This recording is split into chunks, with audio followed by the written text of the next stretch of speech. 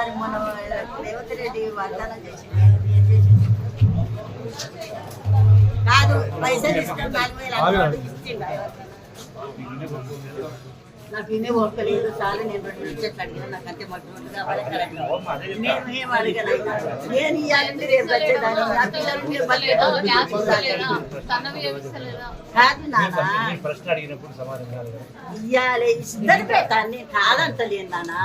ఇవాళ ఇచ్చిన వాగ్దానం మాట మళ్ళా ఓట్లు గెలిచినాక రాదు. వాగ్దానం చెయ్యి.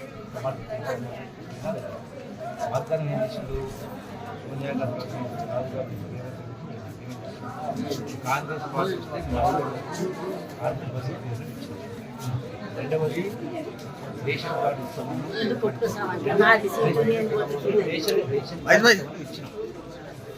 గ్యాస్ సిలిండరు కాంగ్రెస్ ప్రభుత్వం 500 రూపాయలు ఇప్పటి వరకు 500 ఉంటే ఎక్కువ పైసా తక్కువ కాదు.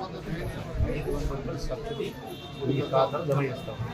జమ కాకపోయి ఉంటే దానికి ఇప్పుడు ఇల్లు తిరిగి అవి రాసుకొని వాటిని జమ చేస్తున్నాం. ఇక్కడ ఎవరో పట్టుకొని చేయకపోయింది. ఇప్పుడు అందుకనే అది చేసే ఏర్పాటు చేస్తాం. దీంతో పాటుగా గ్రామాలలో వ్యవసాయం ఉంటాయి.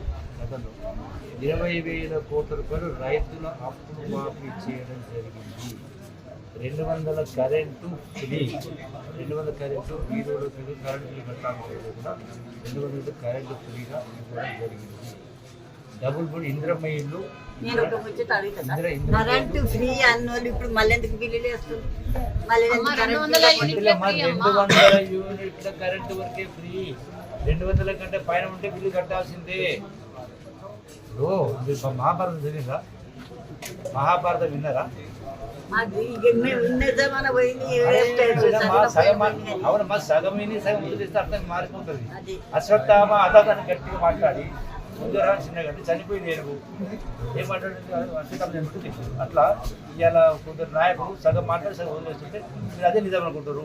వాట్సాప్లో పెడుతున్నారు, సోషల్ మీడియాలో డబ్బులు పెట్టి జీతాలు ఇచ్చి ఉన్నది లేనట్టుగా చూస్తారు. ఇలా చూసి నిజమే అనుకుంటున్నారు.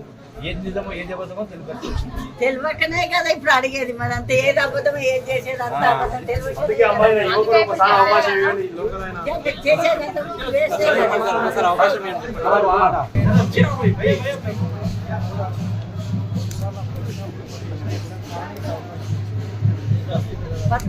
బతుకులు ఓట్లు వేయగానే కెరువులు బతుకులు ఫీజు పెరగాలి ప్రజలను